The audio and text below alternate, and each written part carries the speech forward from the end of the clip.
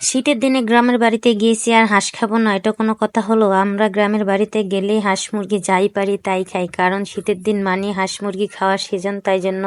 তো আসসালামু আলাইকুম, সবাই কেমন আছেন? আলহামদুলিল্লাহ আমি অনেক ভালো আছি। প্রতিদিনের মতো আরেকটা নতুন ব্লগ নিয়ে চলে আসলাম। বললাম এগুলা সবই আমার আগের ভিডিও, যেহেতু আমি গ্রামে ছিলাম তো ভিডিওগুলা কোনোভাবেই বড় ভিডিওগুলা দিতে পারিনি।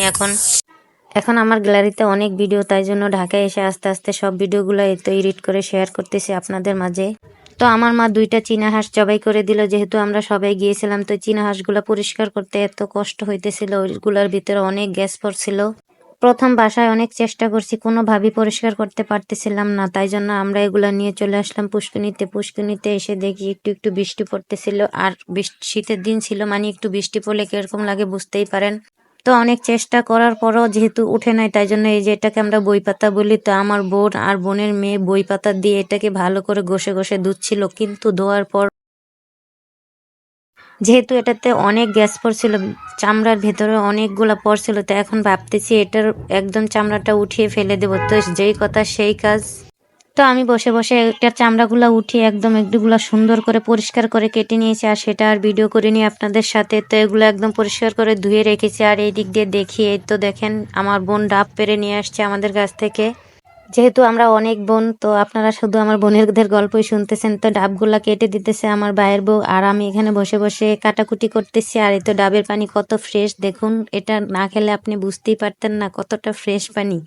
আমার বাবার বাড়িতে আমি ভিডিও খুব কম করেছি, যেহেতু ওনাদের রান্নাঘর খুব অন্ধকার, যেহেতু চারধার দিয়ে বেড়া, তাই জন্য খুব ভিডিও করলে ক্লিয়ার আসে না, তাই জন্য আমি ভিডিও খুব কম করেছি। ভিডিও করেছি শুধু আমার বোনেদের বাসায়। শুধু এই হাঁস রান্নাটাই আমার বাবার বাড়িতে ভিডিও করেছি, তাও অনেক কষ্ট করে লাইট জ্বালিয়ে, কারণ আমাদের এখানে এত অন্ধকার আমার বাবার রান্নাঘরে বলার বাহিরে। আর লাইট জ্বালানো ছিল, তারপর আলো হয় না। যেহেতু দুইটা হাঁসের মাংসই রান্না করব, দুইটা হাঁসের মাংস না বলবো, এখানে 1.5টা হাঁসের মাংস, অর্ধেকটা হাঁসের মাংস আমি তুলে রেখেছি আমার মানে আপনাদের ভাইয়ের জন্য। তা ওটা আমি ফ্রিজে রেখে দিয়েছি, ওকে নিয়ে এটা রান্না করে খাওয়াবো, তাই জন্য। তো এটা দেখেন আমি মশলাগুলো ভালো করে কষিয়ে নিয়েছি, আর এটা একটু অন্ধকার অন্ধকার হয়েছে, আপনারা কিছু মনে করবেন না। মশলা কষানো হয়ে গেলে এই তো হাঁসের মাংসগুলো দিয়ে ভালো করে নাড়াচাড়া করে নিব, আর এটাকে ভালো করে কষিয়ে তারপর রান্না করব। আর যেহেতু হাঁস রান্না করতেছি, হাঁসে কোনো আলু বা কিছুই দিব না, আমরা সবসময় এভাবেই রান্না করার চেষ্টা করি হাঁসটা।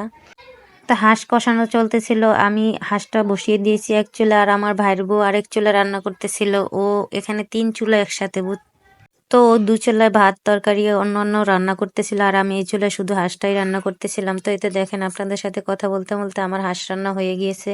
বিকেলবেলা আবার মেজো বোনের বাসায় গিয়েছি, ওখানে এই তো গরুর মাংস দিয়ে খিচুড়ি রান্না করছে, আর খিচুড়িটা এত মজা হয়েছে যে আপনাদের কি বলবো। সবাই মিলে ওখানে রাত্রে থেকেছি আর খিচুড়ি খেয়ে।